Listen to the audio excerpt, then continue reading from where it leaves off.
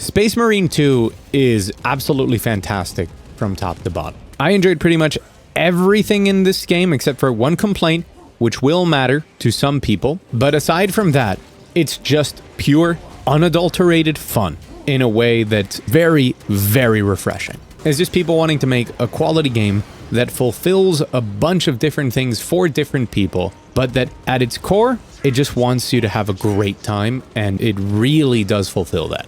Now, proper disclosure, I did get review access for this game, but I got it about 36 hours before the launch of the early access, so a lot of this review was done with real players on real servers. So the basic framework of this is a 3-person PvE co-op shooter, and it's divided into 3 different parts. There's a campaign, which continues the story from Space Marine 1. This campaign is very good.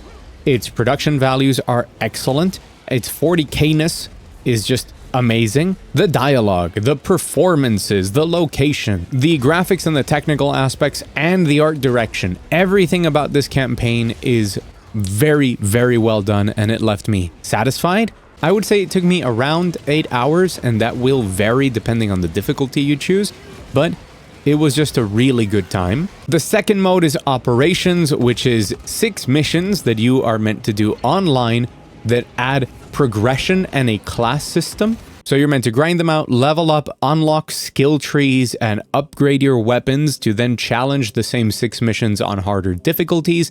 And finally, a PvP mode. And playing PvP also upgrades your characters and levels you up so that you can unlock the customization and the skill trees for everything else. And before we dig into everything that's amazing about this game, I want to mention that if you are looking for a game that you want to sink hours and hours into, especially if you have a group of friends, ideally 2 friends, that you want to sink a lot of time together into something, and you're looking for it, especially if you're fans of 40K, I think this game will satisfy that, because it does have all of these other things that are meant for you to grind with its progression, and the core gameplay of this is so damn fun that I think it will hold for extended periods of time and with the amount of customization and different options that is in it.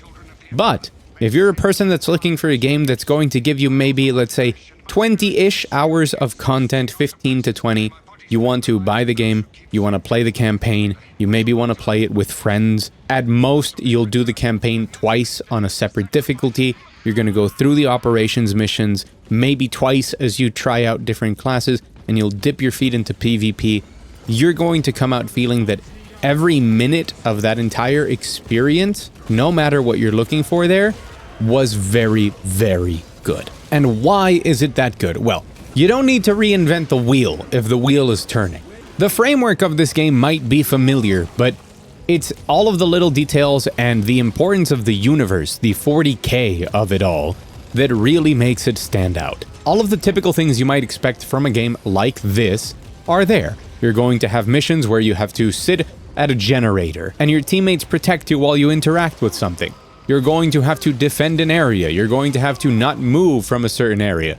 All of those sorts of objectives. You run from place to place, enemies appear, you clear out the enemies, you press some buttons, or in some cases, magically wall disappears, and you keep doing that. However, the fact that this is Ultramarines and not just zombies or something changes how this works very dramatically. This game is, depending on who you ask, their answer will vary because it depends on personal preference, but I would say 50-50 of a third-person shooter and a hack-and-slash game, all mixed up into one that creates the core gameplay. The part where you are playing the game is frenetic and fun, it demands attention, it rewards your skill, and it looks and feels as badass as possible. When it comes to the shooting, as we've seen in other 40K games, if you are completely unfamiliar with them, think something like Gears of War, which, yes, there is a not so subtle connection between those universes, I know, but it's an apt comparison. These are big, heavy weapons that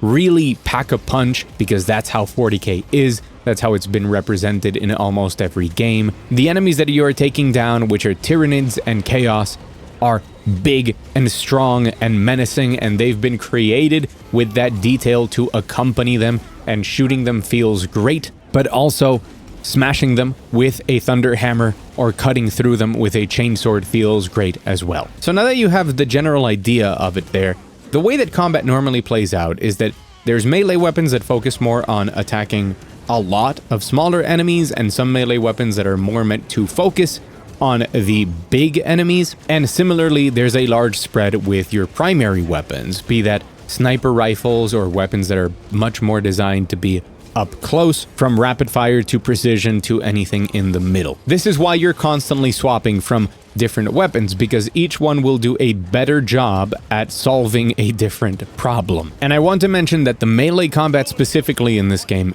feels incredible.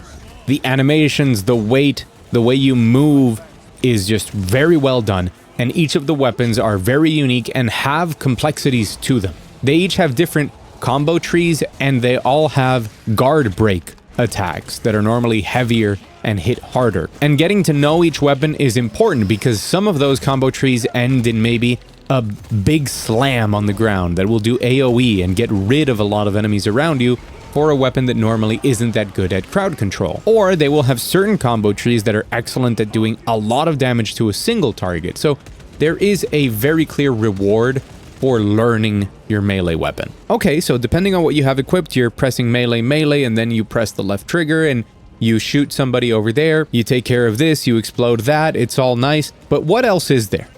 Well, there's parries, there's dodges, and there's gear. Now, there are specific parries with enemies that have big blue glowing things to indicate there's a parry. You can turn that off if you want to, by the way. And you time the parry button. Sometimes this will just directly execute that enemy like a counter move, and sometimes it'll stagger them and give you an opening. Some moves that are represented in orange are unblockable, and you have to dodge out of the way of them, and you can kind of time a perfect dodge for them with your iframes, and this will matter a lot in bosses. On top of that, you have gear, not as in loot, but more as in equipment. This is the special ability that each class gets, which during the campaign, you switch a bit from gear depending on the mission. You do get access to the jetpack, which is a ton of fun every time they give it to you in the campaign. And then when you're playing the multiplayer, where you have the different classes, each one has their own gear. It might be the Bulwark's banner, which gives everybody armor, and as you upgrade the class, gives other benefits to the people in it. It might be the Assault class, which has that jetpack and allows you to dash or to fly up in the sky and then do the big slam. It might be the Vanguard, which has a grapple so that they can target the big enemies, because as a class they're focused on dueling priority targets. So to cut through all of the mob, you just grapple over and kick them in the face. The final result is that it doesn't matter what the objective is. The combat that's happening is just fast and frenetic and really, really good. It has the bones and the system there to keep you engaged. Like, your brain is paying attention to this. You can't be distracted if you're playing it, because you're deciding which melee combo to do, and then you're turning around because you're getting shot but from long range, so you have to switch to your ranged weapon. Oh, but now you have to parry something and then dodge out of the way and then start your melee combo again. And oh, my friend is in trouble, so I have to use my gear. The reward for this is not just progressing, but it's also the fact that it looks amazing and you feel like a complete and total badass, which is what an Ultramarine is when you nail it. The final piece of the puzzle is that you are very fragile. So that's the part of you have to pay attention. You have HP and you have armor, and it's very difficult and rare to get your HP back. So you really only want to take damage to your armor at most, and to keep your armor topped up, you do glory kills from Doom if you haven't played the original Space Marine. And when you do a glory kill, you regen your armor. All of these puzzle pieces together means that the entire combat experience, every time that I played this, every fight that I got into in my 20 hours with the game, was just a ton of fun. It looked great. It had me on my toes. Every time I did something, I felt cool. When I was doing it in multiplayer with other people, there was a sense of camaraderie, of like, I saved you, that was awesome, yeah, let's go type of stuff, which again, very 40k. On top of that, when you're dealing with specific objectives, there is some strategizing and some coordination that is necessary for things. And that is where my complaint comes in. If you are intending on playing this game without friends or without matchmaking, I do not think this game is as good with bots. Oh no, what a surprise. I wonder what he's gonna say next, that water is wet. But I'm being serious in that when you do that, the game presents problem. It's not just, oh, the experience is less, because obviously with friends it's much more fun and better. No, there's like legitimate problems with the game with the AI, and I strongly recommend that if you do that, which I did kind of by choice. The servers were down when I started playing, and I said I'll play the campaign and I'll do it alone, who cares? Well, it's bad. It's actually pretty bad. So let me give you some advice if you intend to do that regardless.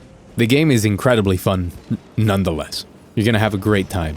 But please play the game on normal, not on veteran or on Angel of Death with bots, especially first time around. I think that really, this game is so good that I could see it being a fun challenge to do it later on, but do not ruin your first experience with the game because it's not your fault. The AI really is just not there. They basically don't shoot things, or very rarely do. They're not programmed to actually fulfill the roles that are very much clearly laid out by a mission. So you'll come to an area and they'll be like, oh, we have to focus fire this thing down, and they'll give you a weapon that's like perfect for focus firing, right? Oh, but there's also a bunch of ranged enemies in the distance poking you down, and they'll have a sniper rifle on the ground. Oh, but we're getting mobbed by these enemies, and they'll have a flamethrower or a melee weapon on the ground. And it's very clearly telling you each one of you has to fulfill one of these roles, but the AI doesn't fulfill those roles. In other games of this sort, even games that aren't multiplayer, when an opportunity like this presents itself in a mission, depending on what you pick, the AI companions will pick the others and try and fulfill that. That doesn't happen here. Your companions will just be equally as useless.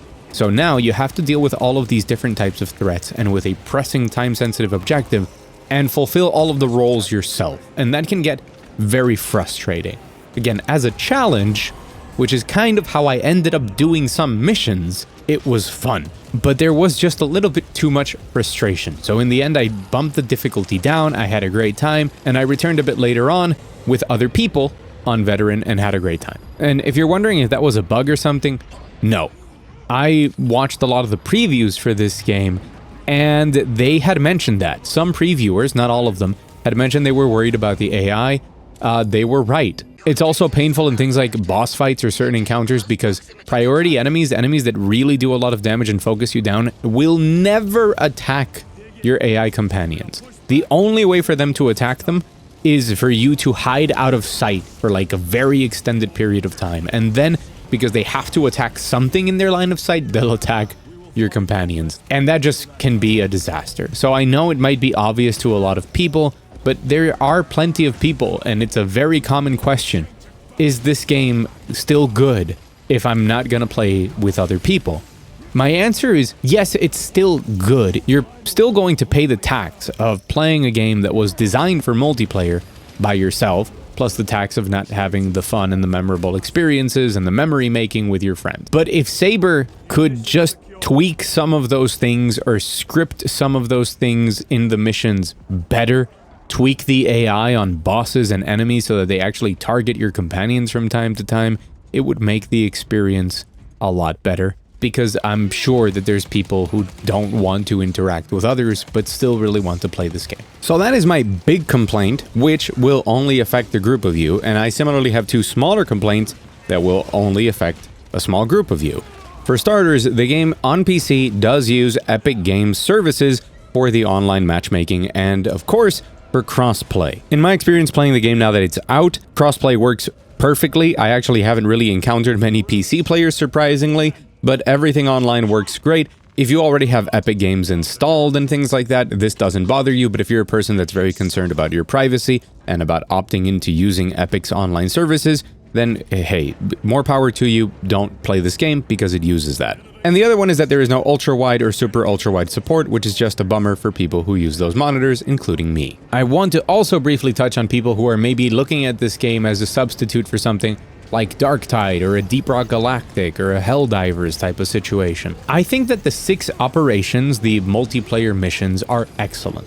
They are designed to fit into the main campaign. They're like side stories. They're what other squads were doing while the main campaign is happening. And their production value, their design, all of it is pretty much on par with the campaign, if a bit less spectacular, because it's not focused on presenting cutscenes and dramatic moments. There is only 6 of them, and while there is progression in difficulty as you also level up your classes and upgrade your things, I think that is something that you should be warned about. There's somewhere between 2 and 3 hours of content in those operations, and while they are meant to be replayable, I still think some people will get tired of them. So in that sense, you have to compare it to Left 4 Dead or Darktide. These are going to be the same locations with the same objectives over and over again, and the level of randomization is going to come from the types of enemies that show up and how you deal with them in each different location of those. But it's not the same level of emergent possibilities that you get in something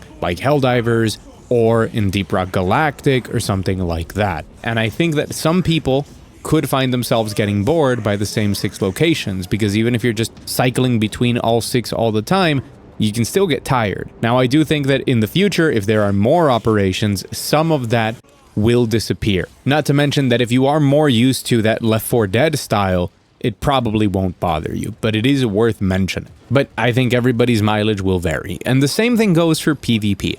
I managed to play 2 matches of PvP before the servers went down, and then after that, I couldn't do it. I'm sorry. I delayed the video another day so I could give the multiplayer a fair shot, and after like 4 hours of it, my opinion is that it's fun.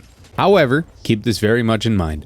I am somebody who has currently a very unhealthy addiction to Deadlock. So at the moment, this isn't really my vibe, and I don't think this ever was my vibe. It is a little bit Gears of Warzian, and it is fun. All 6 of the classes interact in interesting ways, and there are like layers of strategy to it. That the parry is retained, the melee regenerates your armor, all of the classes and their abilities, be that putting up a shield or buffing allies or grappling to people or becoming invisible. There's a lot of value in their abilities and how they're applied in multiplayer. And for example, there's interesting things. I played a lot of the Vanguard, which is the class that has the grapple, and you can grapple around the map, which you normally can't do.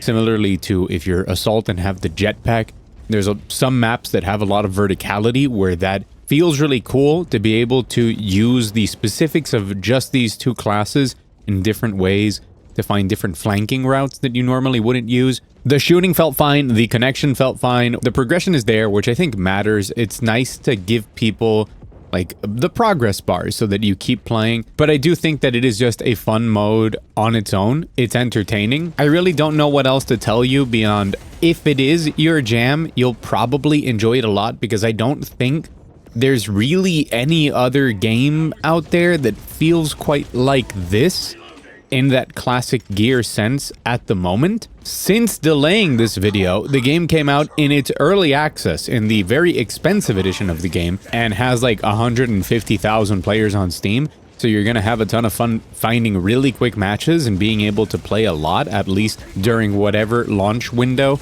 this game has, because probably it will drop down over time, because remember, there's probably a lot of people that, like I said in this video, that came in for the 20 hours and just will dip after that. And I do think that it could find a community and stay pretty healthy because of the combination of having people that are doing operations and hopping on PvP from time to time, depending on the group of friends. I can see how it will be very fun for a lot of people and probably will have a pretty active community by virtue of being included in this overall package. And because the game is really fun to play, having more reasons and more ways to play it is pretty much always good. In general, like always, the mileage will vary because different people will find different things from this game, and some people who will just find good stuff in general but not want to stick around will also find a good game. That's why I think it's great. Back to the review.